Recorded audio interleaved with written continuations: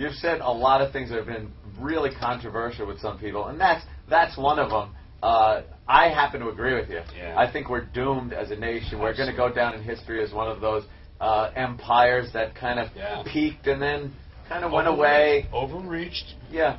Selfish, arrogant. And now we have things like tequila lollipops, you know. and I counted. In the car wash about a couple of years ago by now. I counted of all the ways you could change the smell in your car, from things you hang on the window to beads to sprays. They had several delivery systems for this stuff. I counted over 200 different things you could do to change the smell in your car, and one of them was called new car smell. And I mean, it's over. Yeah. It's finished. You have this great. I'm sorry, Joe. You have a great knack of taking the way people are thinking and just really making you doubt your own point of view. Like with voting, it's such a brilliant point you made about how people say, you can't complain if you don't vote. And then you point out how, like, the people that voted are the ones that put these people in office. Yeah, so you have every right to complain because you're not a part of it. You stayed home that day. Of course I'm complaining. I didn't do this. It wasn't my work. The greatest ability to narrow everything down to one simple, beautiful point, like anorexia. I think it's probably my favorite thing you've ever said is anorexia. Rich C's don't want to eat F them. Yeah, yeah. I mean, what a beautiful, accurate thing. And it's so wonderful what nature is doing to smack us back. This arrogant species who overbuilds, overreaches, overuses, wastes, just completely lays waste and despoils everything it touches. Three-wheel vehicles, all-terrain vehicles. We're going to go everywhere there's some sand.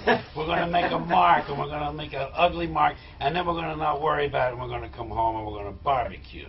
You know, it's just a sick, it's disgust in my voice you're hearing. Good morning. Welcome to Disgust. You had a great take on the beheadings. Everybody was like, how horrible they are, and you said the beheadings. Well, you said, F them, stay out of another man's country, Jack. Yeah. I'm like, God damn it, that was a good point. You don't go to Iraq, you don't get beheaded. So now you know that. Put that on your list of stuff. People think they have a right to not have their feelings hurt. I know. They actually think that's a given right that the forefathers wrote in that said, your feelings, they can't be hurt. And that is, you could say whatever you want as far as hurting someone's feeling. They could come back at you and say something else. Yes, that's that left-wing paternalism. Big white. Oh, daddy, yeah. Big white daddy knows best. Yep. That came. You know, everyone. We all got to understand that we could expect censorship from the right wing. Mm-hmm. Over time, we know that's where it's going to come from. But to expect it from the left wing, from the politically correct people in the campuses, especially the Eastern Ivy League campuses, that caught me by surprise. Rights are they're like the Three Little Pigs. They're like Pinocchio or the Boogeyman. We made them up. We made that up. You know, we have 10 rights in the Bill of Rights in this country. Britain has 13. Why is God changing numbers on people? The Germans have 26. The Swedish have 29. Have 6. The Belgians have 29. Why would God give different people in different countries different numbers of different rights? So that's, again, it's that reduction to the obvious, you know. Where are the 4 places you draw from, though? Well, the English language, social commentary, kind of, I think that's the best word for some of that stuff, because it's not political, really, more like social.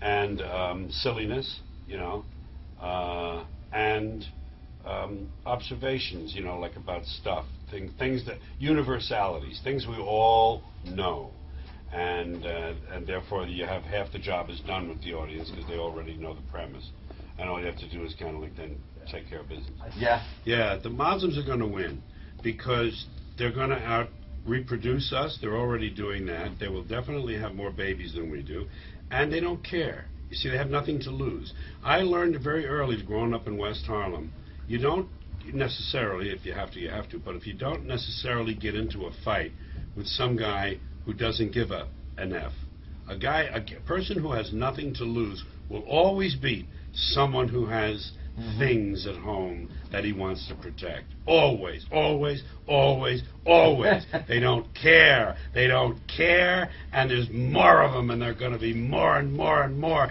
Europe is already becoming Muslimized. That stuff is over. White race is on its way out. We don't even reproduce a replacement rate. No, we kind of barely replace ourselves. That's right. And, time is on their side, and we're so anxious to look at the next quarterly dividend. The next quarterly dividend. It's coming, folks, and some of you are going to be alive to feel the blade. It's going to be wonderful.